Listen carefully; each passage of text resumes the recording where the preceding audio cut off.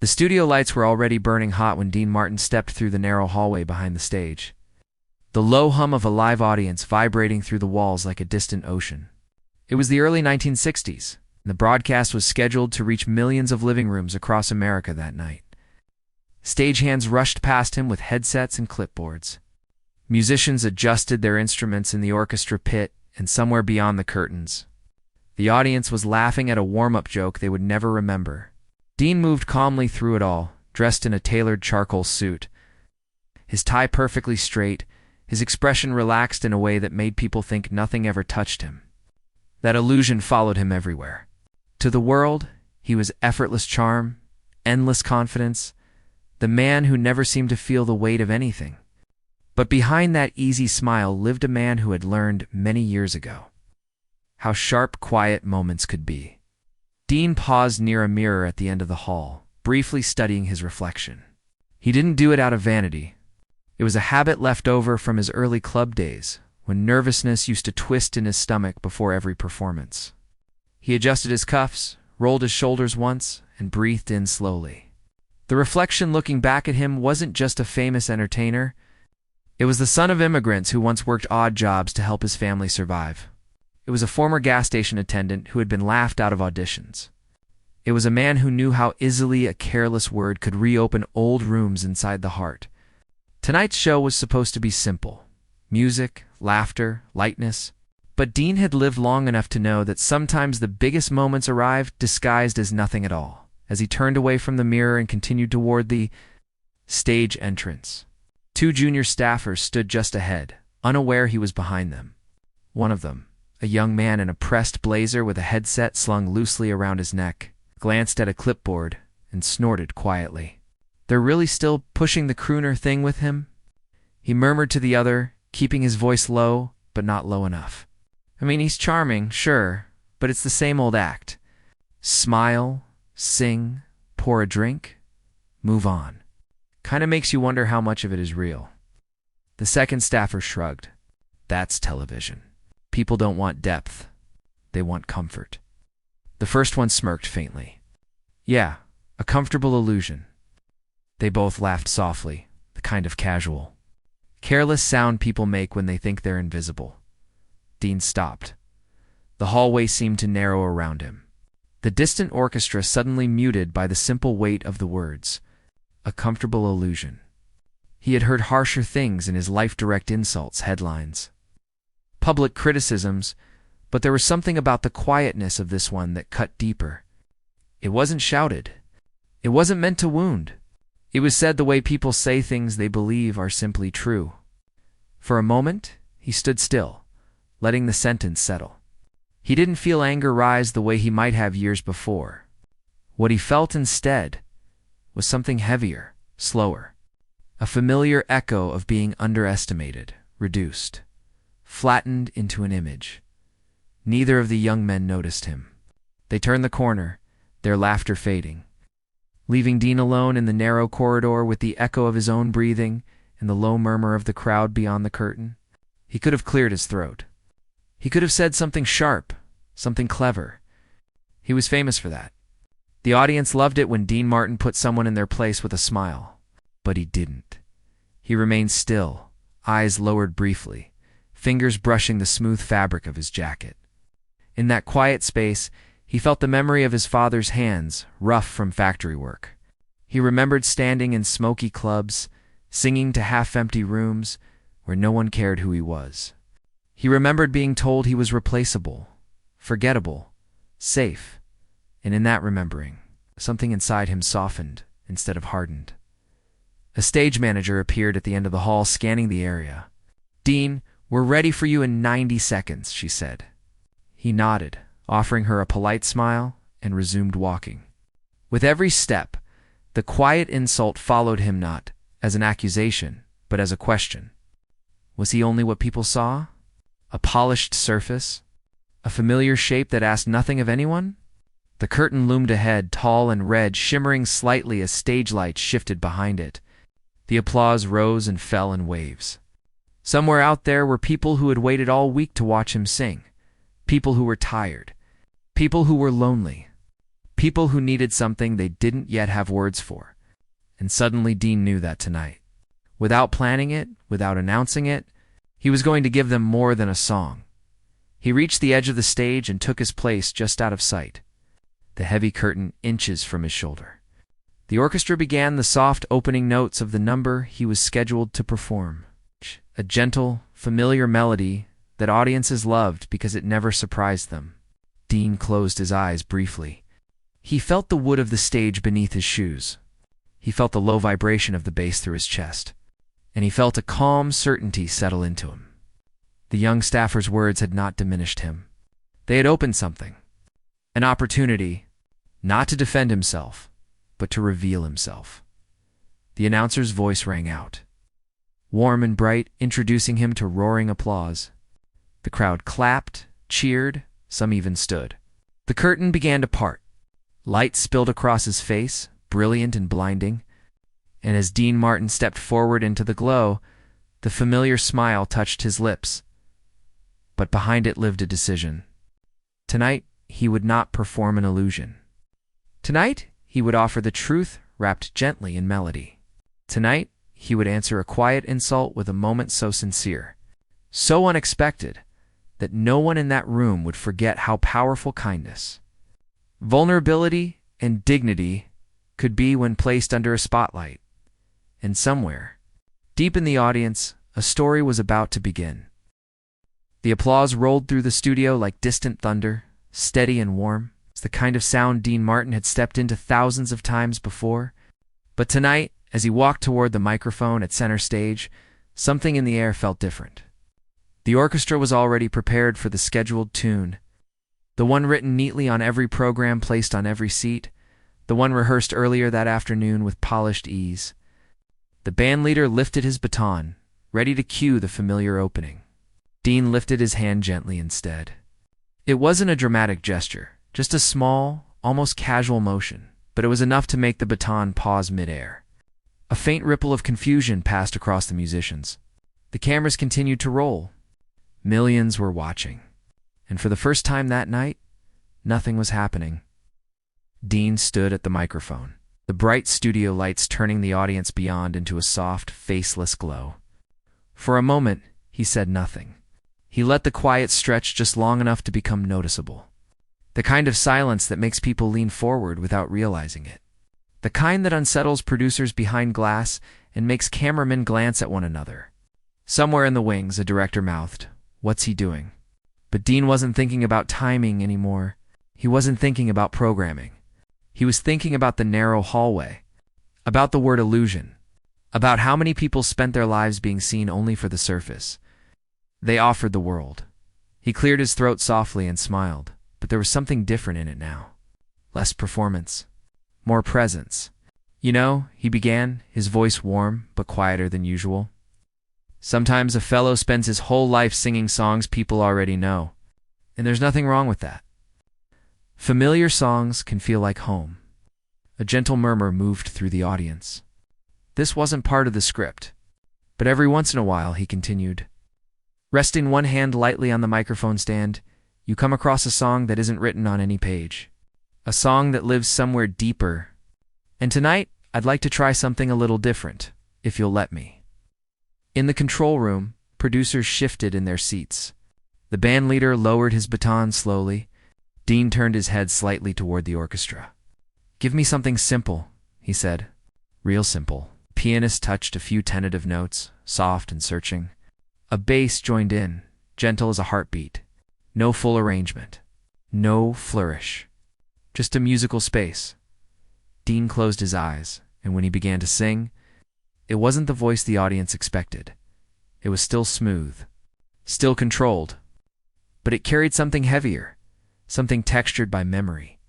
The melody he shaped was slow, almost fragile, and the words he sang were not the clever lines of a popular tune, but the quiet confession of a man speaking to the room as though it were a single person. He sang about nights when applause felt far away, about standing in kitchens long after midnight with nothing but a cup of coffee and a question that wouldn't leave, about learning that being liked was not the same as being known. Each phrase settled into the studio like falling dust. The audience grew still. Not the polite stillness of attention, but the deep stillness of recognition. Cameras panned across faces that had come expecting light, entertainment, and were now discovering something they hadn't prepared for. A woman in the third row pressed her fingers to her mouth. An older man lowered his head, eyes fixed on the floor. Somewhere near the back, a young usher stood frozen, forgetting the program in her hands. The orchestra followed Dean instead of leading him, shaping itself around the emotion rather than the structure. And in the wings, a junior staffer, the same one from the hallway, had stopped mid-step. He stared at the stage, a faint unease creeping into his expression as the voice he had dismissed as comfortable unfolded into something unmistakably real. Dean opened his eyes halfway through the song, and when he did, he didn't look into the cameras. He looked into the audience. He let his gaze drift, unhurried, meeting strangers as though they were old friends. The lyrics spoke of quiet insults that no one hears, but everyone carries. Of rooms people walk out of while leaving pieces of themselves behind. Of the strange courage it takes to remain gentle in a world that often mistakes gentleness for emptiness. It wasn't a dramatic performance. There were no big notes meant to impress. The power lived in restraint. In honesty, as the final chord faded, no one clapped. Not yet. The silence that followed was thicker than the one before. Dean remained still at the microphone, head slightly bowed, hands relaxed at his sides. For a fleeting moment, he wondered if he had misjudged it. If perhaps he had asked too much of a room built for entertainment. If perhaps this was not what people wanted. Then he heard it. A single breath, a soft, unsteady exhale somewhere in the front rows. Then another. Then the slow sound of someone beginning to clap, not loudly, not triumphantly, but the way one might knock on a door, unsure if anyone will answer. The applause spread, not as a roar, but as a rising tide. People stood, not because they were prompted, but because their bodies seemed to need to. The ovation grew until it filled the studio, until it pushed against the walls, until it carried something more than approval. It carried gratitude. Dean nodded once, a subtle acknowledgement, but he did not bow. He did not joke. He simply placed a hand over his heart. Behind the curtain, the hallway that had carried a quiet insult earlier now carried whispers. That wasn't planned. Did you hear that? What was that song? The junior staffer stood near a lighting rig, his earlier smirk long gone. He felt unsettled in a way he couldn't quite name. The performance hadn't shamed him. It hadn't confronted him. It had done something worse. It had made him see as the show moved on. Dean returned backstage, polite as always, exchanging brief words with crew members, accepting nods and soft congratulations. But his attention was elsewhere. He felt the residue of the song still moving through him, like a door left open. And somewhere beneath that, a sense that tonight was not finished with him yet. That the real moment had not happened under the lights, but was waiting quietly, where no one expected it. He found a small dressing room and closed the door gently behind him. The muffled sound of the show continued outside. Dean loosened his tie and sat for a moment, elbows resting on his knees, hands loosely clasped. He wasn't tired.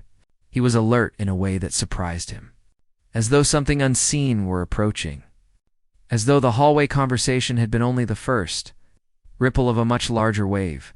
There was a knock, not the confident knock of a producer or the casual tap of a stagehand. This one was hesitant, almost apologetic. Dean looked up at the door, and for reasons he could not explain, he felt a tightening in his chest. "Come in," he said. The door opened slowly, and the person who stood there would change the meaning of the night. The person no one noticed. The door opened only a few inches at first, as though whoever stood on the other side was reconsidering the decision even as they made it. A thin slice of hallway light cut across the dressing room floor, stopping near Dean Martin's shoes. For a moment, neither man spoke. Dean straightened slowly, sensing that this was not a request for an autograph or a production note. There was a weight in the silence that felt personal. "Come in," he said again. Softer this time, the door opened wider. The young man from the hallway stepped inside, up close. He looked different than he had earlier. Without the laughter, without the casual confidence of being unseen, His posture had changed. His shoulders were slightly hunched, his hands held together in front of him as though he were carrying something fragile. The headset was gone. So was the smirk. In its place was an expression Dean recognized instantly, because he had worn it himself many times before. It was the look of someone who had spoken without knowing they were being heard, now could not undo it. "I'm sorry," the young man said quickly, as though afraid he might lose the courage if he paused. "Mr. Martin, I didn't know how to start, but I needed to say something before the night ended." His voice faltered. He swallowed. "I was in the hallway earlier. I said something I shouldn't have. Something small. But then I heard what you did out there." He gestured vaguely toward the stage beyond the walls, "and it didn't feel small anymore." Dean studied him for a long second. He did not interrupt. He did not reassure. He simply listened, the way few famous men ever seemed to. The young man shifted his weight, eyes dropping to the floor. "I thought I knew what you were," he continued. "What you represented. Something easy. Something polished. Something people didn't have to think about. But when you sang just now, it felt like you were standing in a room I've been in my whole life." He let out a breath that shook despite his effort to control it. "I didn't mean to insult you, but I did, and I needed you to know I'm sorry." Dean rose from the chair slowly. He walked not toward the door, but toward the young man, stopping a respectful distance away. "What's your name?" he asked Elliot. The young man replied. "Well, Elliot," Dean said gently. "You didn't come in here to talk about me." Elliot looked up, startled. Dean's gaze was steady, kind, unsettling in its clarity. People don't walk into a stranger's room and carry that much weight unless something else is already heavy. He gestured to the small couch by the wall. "Sit." Elliot hesitated, then obeyed, lowering himself onto the edge of the cushion, as though unsure he was allowed to occupy the space. Dean sat across from him, resting his forearms on his knees. The show's distant applause and music drifted faintly through the walls, but it felt far away now, like another world. "Tell me what you heard," Dean said. Elliot frowned slightly. "What I heard? In the song," Dean replied. "What did it touch?" For a long moment, Elliot said nothing. Then his shoulders slumped, as though something inside him had finally found permission to fall. "My mother used to sing," he said quietly. "Not on stages. Just at home, in the kitchen, when she thought no one was listening. She cleaned offices at night. I'd stay up sometimes, pretending to do homework just to hear her." His voice thinned. "She used to say the hardest part wasn't the work. It was how invisible it made her feel." He laughed faintly, without humor. "She died last year. And tonight, when you sang about leaving pieces of yourself in rooms people walk out of, it felt like she was standing right next to me again. And I realized I'd just turned someone else into what I was always angry the world made her." The words settled between them. Dean leaned back slightly, absorbing them. He felt something open in his chest, slow and aching. "Your mother," he said. "Did anyone ever hear her?" Elliot shook his head. "Not really. Just me." Dean nodded once. "Then she had an audience." He stood and walked to the small counter where a bottle of water sat unopened. He poured 2 glasses, handing one to Elliot. "You know," he said, "most people think public moments are where things happen. The stage, the camera, the crowd. But the real moments almost always happen in rooms like this." He gestured around them, "where nobody's supposed to be watching." Elliot looked up. "Then why did you do it out there?" he asked. "Why not just sing the song they expected?" Dean considered him for a moment. "Because sometimes the quietest things said about us deserve the loudest honesty in response," he replied. "Not to correct them, to outgrow them." Okay. Elliot stared into his glass, the surface trembling slightly. "I don't think I've ever seen someone do that before," he said. "Turn something small into something. Like that." Dean smiled faintly. "Most people don't notice when it happens. They just feel different afterward and can't quite explain why." There was another knock at the door, firmer this time. A production assistant poked her head in, reminding Dean he was needed back on set shortly for the closing segment. Dean thanked her and asked for a minute. When the door closed again, he looked back at Elliot. "Would you like to stay?" he asked. Elliot blinked. "Stay?" "For the rest of the show," Dean said. "From the side of the stage, not as staff. As a guest, I don't think I'm supposed to," Elliot began. Dean cut him off gently. "Tonight, you're exactly where you're supposed to be." They walked together down the hallway, the same hallway where words had been spoken carelessly less than an hour earlier. But now, the space felt different. Elliot moved more slowly, taking in the framed photographs, the cables along the walls, the distant glow ahead. As they reached the wings, the orchestra's music swelled, and the warm light spilled across the floor again. Dean stopped before the curtain. He turned to Elliot. "There's something I want you to do," he said. Elliot's throat tightened. "What?" "When I go back out there," Dean replied, "I want you to stand where you can see the audience. All of them. And I want you to imagine your mother somewhere in that room. Not invisible. Not small. But heard." He paused. "Because tonight isn't about a response. It's about a reminder." Elliot nodded, unable to speak.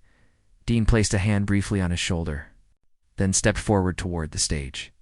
And as the curtain began to open, neither of them knew that what was about to happen next would turn a quiet backstage exchange into a moment that would be remembered long after the applause faded. The moment that changed the room, the curtain slid open slowly, its deep red folds parting like the opening of a secret. Light poured across the stage again, warm and unforgiving, and the applause swelled as Dean Martin stepped back into view. But this time, he did not walk directly to the microphone. He paused near the edge of the stage, just long enough for the clapping to soften, just long enough for the room to lean in.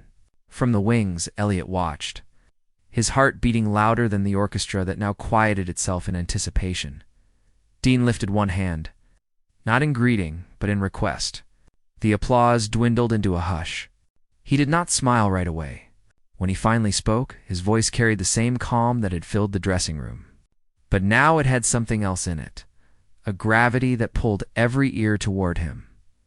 "Earlier tonight," he said, "I sang a song that wasn't on the program." A ripple of soft laughter moved through the crowd, then faded. "I didn't do it because I forgot what I was supposed to sing.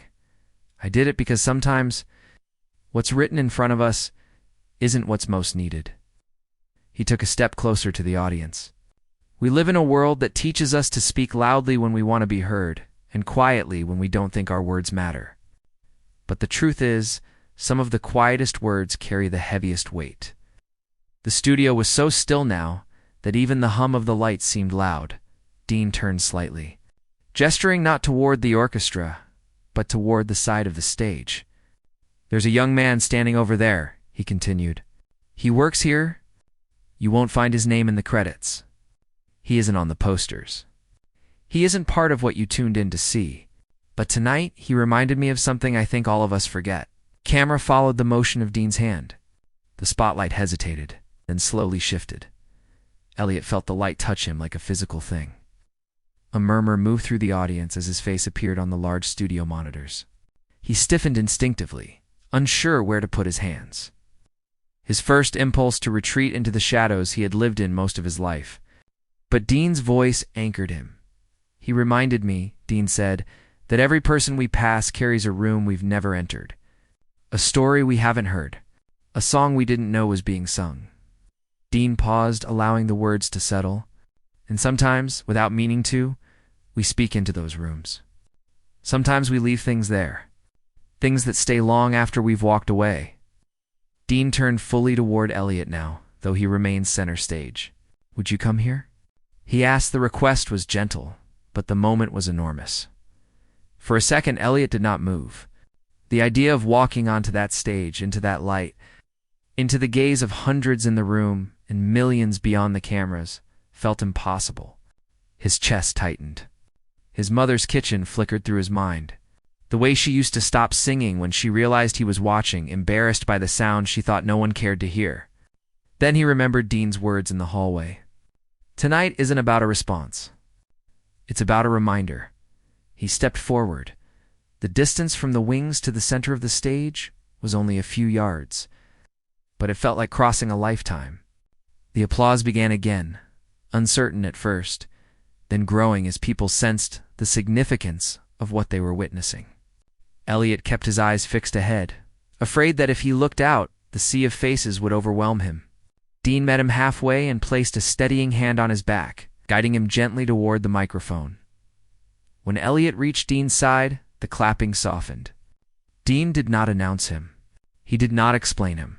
He simply let him stand there, quiet presence beside a man the world believed it already knew. "This is Elliot," Dean said finally. "He came to see me a few minutes ago. Not as a fan, as a person." Dean glanced at him. "Elliot, would you tell them what you told me?" Elliot's mouth went dry. He leaned toward the microphone, then hesitated. Dean remained still beside him, not urging, not filling the silence. The room waited. Elliot drew a slow breath. "My mother cleaned offices," he began, his voice barely more than a thread. "At night, she used to sing when she thought no one could hear her. She said the hardest part of her job wasn't the work. It was feeling invisible." He swallowed. "When Mr. Martin sang earlier, it felt like she was in the room, and I realized how easy it is to make someone invisible without even trying." The words landed without drama, without performance, and somehow that made them devastating. Dean took a small step forward. "There are people watching tonight," he said, "who clean after concerts, who serve before meetings, who stand behind cameras, who open doors, fix lights, sweep floors, hold signs, run cables, care for children, tend hospitals, drive buses, wash dishes, and go home tired without applause. And some of them were told quietly or loudly that what they are is all they will ever be." He looked out over the audience, then back at the camera. "But every single one of them is carrying a song." The orchestra stirred softly, a low, supportive undercurrent. Dean turned back to Elliot. "Would you stay right here?" he asked. Elliot nodded, unable to trust his voice. Dean faced the microphone again. "There's one more song I'd like to share tonight," he said. "Not because it's beautiful, but because it belongs to more people than will ever step onto a stage." He glanced toward the pianist. "Same thing," he said quietly. "Simple." The first notes rose gently. Dean did not close his eyes this time. He sang while looking out at the room. He sang about hands the world never sees but depends on, about voices that don't echo in theaters but steady families and strangers alike, about dignity that doesn't require a spotlight to exist. The melody wrapped around the studio like a slow, careful embrace. Elliot stood beside him, unmoving, tears tracking silently down his face. Not from sadness, but from the strange relief of being witnessed by the time the song ended. Many in the audience were crying openly.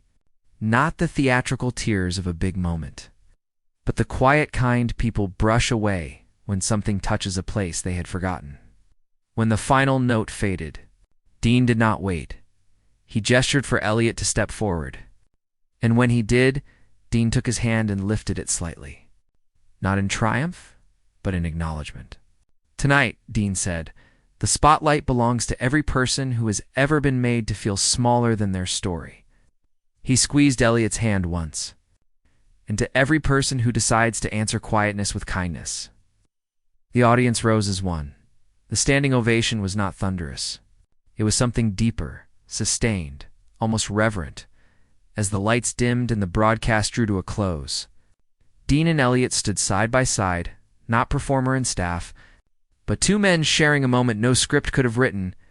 And somewhere, beyond the studio walls, beyond the cameras, beyond the applause, countless people sat in living rooms and kitchens and late-night workplaces, feeling seen in ways they could not yet name, long after the curtain closed, long after the crowd dispersed.